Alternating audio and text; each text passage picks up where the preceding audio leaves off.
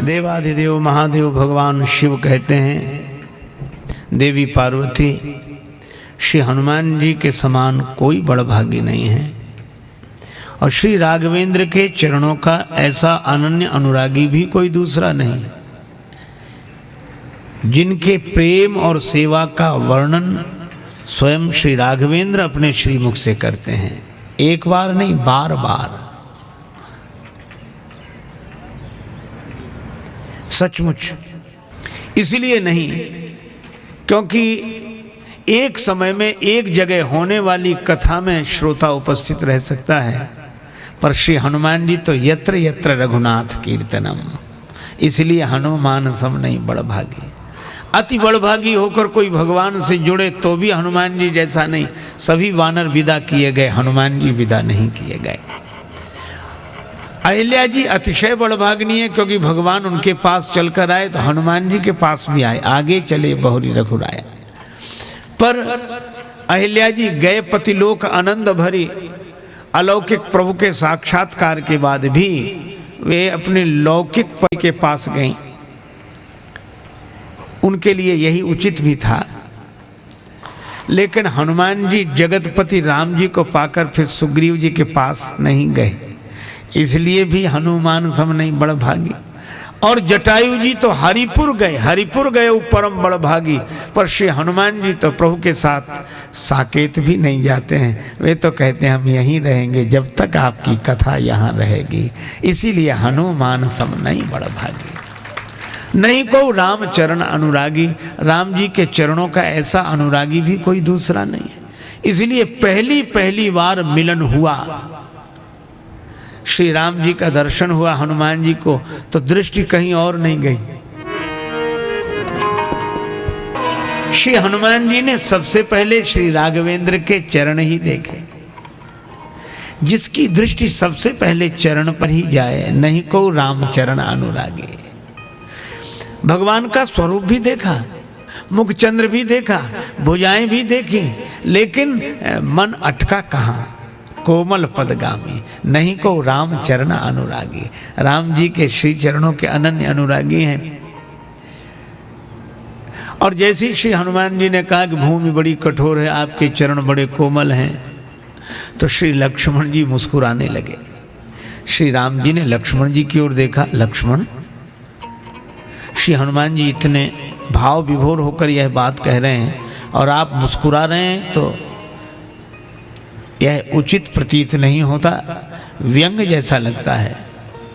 श्री लक्ष्मण जी ने कहा कि प्रभु क्षमा करें, पर मेरे इस मुस्कान के पीछे भी एक कारण है। क्या? जब से मैं आपके साथ इस वन यात्रा में हूं, कोई ना कोई नित्य मिलता है और आते ही यह कहता है कि आपके चरण बड़े कोमल हैं, पृथ्वी बड़ी कठोर है। चरण बड़े कोमल हैं, पृथ्वी बड़ी कठोर है, तो कहते तो सब हैं, पर किसी ने आज तक कोई व्यवस्था की? एक तालाब था, गहरा था, लोग किनारे बैठकर स्नान करते थे। जो तैराक होते थे वे तालाब में कूदकर जल स्नान करते, आनंदित होते। सभी लोग जब बाहर निकल आए, एक बालक किनारे बैठा था, पांव फिसल गया, तालाब में गिरा, लगा डूबने। अब लोग चिल्लाने लगे, अरे बेचारे के प्राण जा रहे हैं, इस बालक को कोई तो बचाओ, कोई तो बचाओ, कोई तो बचाओ। हल्ला बहुत मच रहा था, पर आगे कोई नहीं बढ़ता था कि कूदकर उस बालक को बाहर निकाले। और यही होता है, हमेशा हल्ला मचता है, और हल्ला नहीं,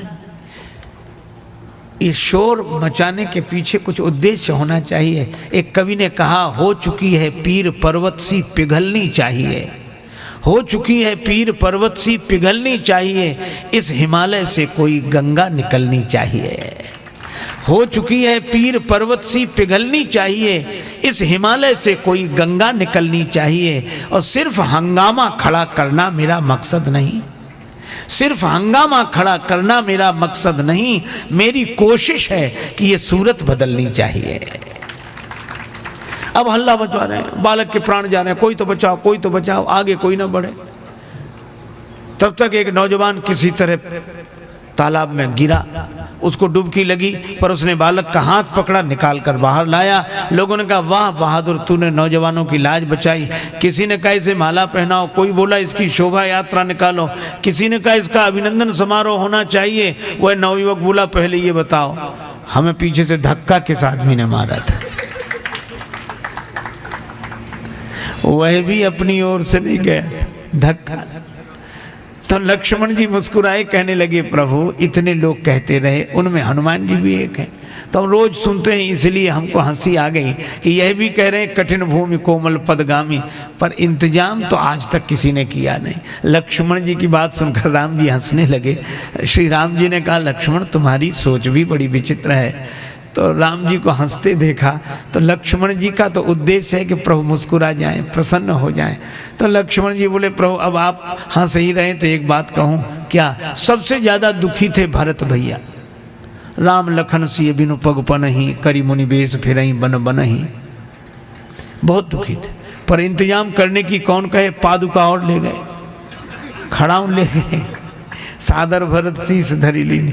अब तो राम जी हंसने लगे और राम जी को खूब खुल के हंसते देखा तो लक्ष्मण जी ने प्रभु के चरणों में सिर रख दिया कि प्रभु मैं अन्य किसी कारण से नहीं कह रहा, श्री भरत जी भी मेरे वंदनीय हैं, आपके चरणों के भक्त हनुमान जी भी मेरे वंदनीय हैं, लेकिन आप मेरी इन अटपटी बातों से प्रसन्न हो जाते हैं, यही मेरे लिए सब कुछ है।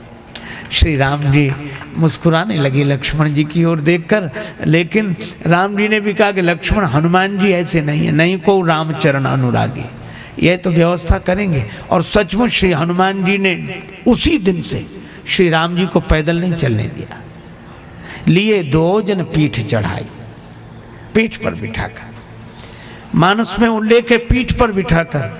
और चित्रों में हम देखते हैं स्कंधारूढ़ हैं भगवान, श्री हनुमान जी के स्कंध पर विराजमान है, पैदल नहीं चलने दिया। अरे और तो और लंका के महासमर में एक दिन रावण रथ पर बैठकर आया और राम जी के पास रथ नहीं, तो विभीषण जी को संदेह हुआ, रावण रथी वीरथ रघुवीरा, देख विभीषण भयउ अधीरा। तो श्री हनुमान जी को जब पता लगा कि राम जी विभीषण जी को धर्मरथ का उपदेश कर रहे हैं और विभीषण जी आशंकित हैं कि प्रभु रथ विहीन है, तो श्री हनुमान जी आए, राम जी से कहा कि प्रभु आप चिंता न करो, आपका रथ तैयार है, आपका रथ तैयार है, मेरे कंधे पर बैठिए। राम जी ने बहुत भाव विभोर होकर कहा कि हनुमान तुम्हारी श्रद्धा सराहनीय, अद्वितीय, अपूर्व, लेकिन तुम भला रथ कैसे हो सकते हो? रथ तो रथ होता है। श्री हनुमान जी ने कहा कि प्रभु संकोच मत करो, रावण के रथ से आपका रथ बढ़िया है। क्यों? का रावण खुद लड़ेगा, उसका रथ थोड़े ही लड़ेगा, रावण खुद लड़ेगा, उसका रथ नहीं लड़ेगा। लेकिन आपका रथ तो ऐसा कि आप लड़िए और लड़ते लड़ते थक जाएं तो रथ को आज्ञा दीजिए, आप भी लड़ें और आपका रथ भी लड़े, इससे बढ़िया और क्या हो। कभी भी राम जी को पैदल नहीं चलने दिया।